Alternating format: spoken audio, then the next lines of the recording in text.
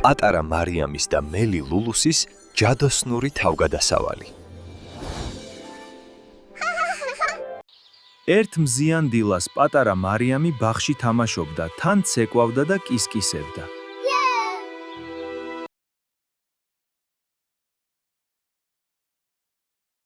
უცებ მწვანე ბალახებში გოგონამ დაინახა ტად პატარა მანათობელი ლურჯი ბუმბული, რომელიც ნაზად ციმციმებდა. მარიამმა აიღო ბუმბული და აისასწაული. როგორც ჩანს, გაცოცხლდა.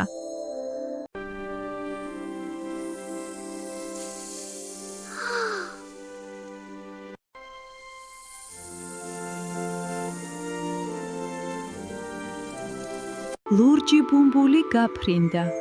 ბაღ-ვენახები, 9-მთა და 9 ზღვა გადაიარა. ბუმბულმა გოგონა ბაღის ბოლოს მდგარი ძველი დიდი მუხის ხისკენ წაიყვანა. მუხას ძირში ჩაშენებული ჰქონდა ულამაზესი კარი. როგორც კი მარიამმა კარებში შეაბიჯა, ის ჯადოსნურ სამყაროში აღმოჩნდა, სადაც ბალახი იასამნისფერი იყო. იქ მას პატარა მელა, ლულო დახვდა, რომლის ბეწვიც ღამის ცასავით მუქი ლურჯი იყო და ვარსკვლავებით ბრჭყვიალებდა. ლულო ზამიან მოწყენილი ჩანდა. თურმე მთვარეს ვარსკვლავების ასანთები ვერცხლის გასაღები დაეკარგა. რა მოხდა, ლულო? რატომ ხარ მოწყენილი, ჩემო მეგობარო? მთვარეს ვერცხლის გასაღები დაეკარგა მარიამ.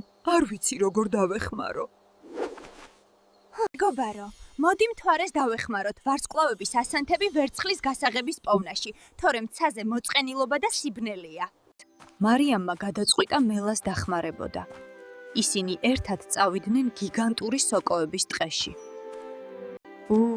სოკოები მარიამზე ბევრად მაღლები იყვნენ და მათი ქუდები ფანრებივით ანათებდნენ გზას. შენ ხედავ?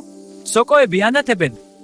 ტყის შუაგულში მათ დაინახეს დიდი, მარგალიტისფერი ლოკოკინა სახელად ბიბო. ლულომ სუნთქვა შთაბერა ლოკოკინას. ლოკოკინა ნელა აირია ძილში და გასაღები გარეთ გადმოვარდა მისი ნიჟარიდან. როგორც კი მარიამმა გასაღები აიღო, ცა განათდა. ფეიერვერკი ხმაურით ამოვარდა. ციდან ფუმფულა თეთრი ღრუბლებისგან ნაქსოვი კიბე დაეშვა. კიბის ბოლოს მათ კეთილი მთვარის ქალბატონი ნანი დახვდათ, რომელსაც შარავანდედივით ნათელი კაბა ეცვა. მარიამმა მას გასაღები გაუწოდა. ნანი მადლობის ნიშნად გოგონას თავზე ხელი გადაუსვა და გულში ჩაიკრა. თქვენ ჩვენი მხსნელები ხართ, მარიამ. მთვარის ქალბატონმა გასაღები მთვარეს მოარგო და ცა უთვალავი ფერადი ვარსკვლავებით აივსო. ჩისა მარიამმა თვალები დახუჩა და როცა გაახილა, უკვე თავის თბილ საწოლში იყო.